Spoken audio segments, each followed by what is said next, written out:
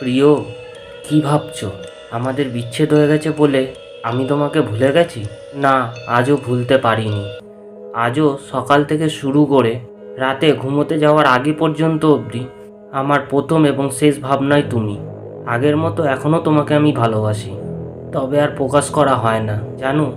এখন আমার ফোনে কোনো ফোন আসলে পরে সবার প্রথম তোমার কথাটা মনে পড়ে। মোবাইলে কোনো নোটিফিকেশান আসলে সবার প্রথম তোমার কথাটাই মনে পড়ে। তারপর যখন মনে পড়ে তুমি তো এখন অন্য কারোর, আর তখনই বুকের মধ্যে একটা ব্যথা অনুভব করি। জানো, এখন আমি আগের মতনই ঘুমানোর আগে মোবাইলটা বালিশের নিচেই রাখি, এটা ভেবে যদি কখনো তুমি কল করো তাহলে যেন রিসিভ করতে পারি। জানি হয়তো তুমি কোনোদিনও আমার খবর নেবে না, তবুও তোমার কথা ভাবতে আজও আমার মনে শান্তি লাগে। ভালোবাসা কথাটা শুনলে আজও তোমার কথাটাই মনে পড়ে। এই যে এইভাবে তোমাকে কল্পনায় আঁকড়ে বাঁচতে আমার ভালো লাগে, তবে দিনের শেষে কষ্টও হয় অনেক যখন মনে পড়ে তুমি এখন অন্য কারো। তবে আমি দূর থেকেই চাই তুমি অনেক ভালো থেকো, পৃথিবীর সকল সুখ যেন তোমার হয়।